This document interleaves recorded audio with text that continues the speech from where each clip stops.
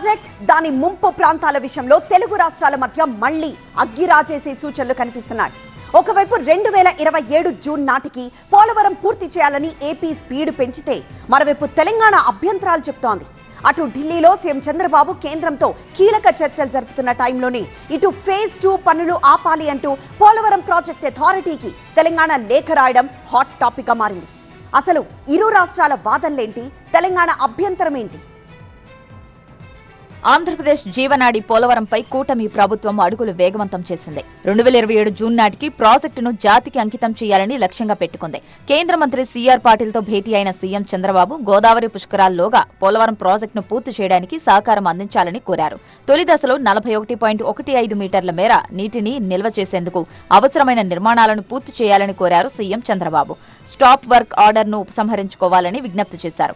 AP పట్టుదల చూస్తుంటే ఎట్టి పరిస్థితుల్లోనూ డెడ్ లైన్ దాటకూడదని ఫిక్స్ అయినట్లు కనిపిస్తోంది. కానీ ఏపీ స్పీడ్ కు తెలంగాణ బ్రేకులు వేస్తోంది. ఓవైపు ఢిల్లీలో సీఎం చంద్రబాబు కేంద్రంతో చర్చలు జరుపుతుంటే ఇటు ఫేజ్ 2 పనులు ఆపాలంటూ పోలవరం ప్రాజెక్టు అథారిటీకి తెలంగాణ లేఖ రాసింది. ప్రాజెక్టు ముంపు ప్రాంతాలకు సంబంధించి పూర్తిస్థాయి సర్వే పూర్తయ్యే వరకు పోలవరంలో ఎలాంటి నిర్మాణాలు చేపట్టవద్దని తేల్చి చెప్పింది. ముఖ్యంగా 36 వాగుల డ్రైనేజ్ ప్రభావంపైన అధ్యయనం చేయకుండా ముందుకు వెళ్లొద్దని డిమాండ్ చేస్తోంది. పోలవరం లిఫ్ట్ స్కీమ్ పనులను వెంటనే ఆపాలని, కేంద్ర ప్రభుత్వం అనుమతి లేకుండా ఆంధ్రప్రదేశ్ నిర్మాణ పనులు చేపడుతోందని ఆరోపించింది తెలంగాణ ప్రభుత్వం.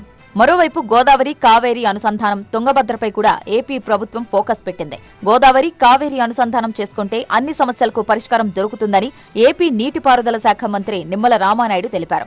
పోలవరం ఎప్పటికి పూర్తవుతుందో చెప్పలేమని పోలవరాన్ని ప్రశ్నార్థకం చేసినటువంటి స్థితి గత పాలనలో జరిగితే ఈరోజు చాలా క్లియర్గా 2027 జూన్ కల్లా పోలవరం ప్రాజెక్టుని పూర్తి చేస్తూ ఉన్నాం. రేపు భవిష్యత్తులో గోదావరి టు కావేరీ కూడా మరి అనుసంధానం చేసేటువంటి ప్రక్రియకి ఏవైతే మార్గాలు ఉంటాయో మరి ఈరోజు మరి డిస్కషన్ చేయడం కూడా జరిగిందని చెప్పి మీ ద్వారా కూడా తెలియజేసుకుంటూ, మొత్తంగా అటు కేంద్రం నుంచి నిధులు, అనుమతుల వేటలో చంద్రబాబు సర్కార్ వేగం పెంచితే తెలంగాణ మాత్రం ముంపు వాదనతో అభ్యంతరం చెబుతోంది. ఇప్పుడు ఈ మెగా ప్రాజెక్టు వివాదం కేంద్ర జలశక్తి శాఖ కోర్టులో ఉంది. మరి తెలంగాణ లేఖపై పీపీఏ ఎలా స్పందిస్తుందో చూడాలి.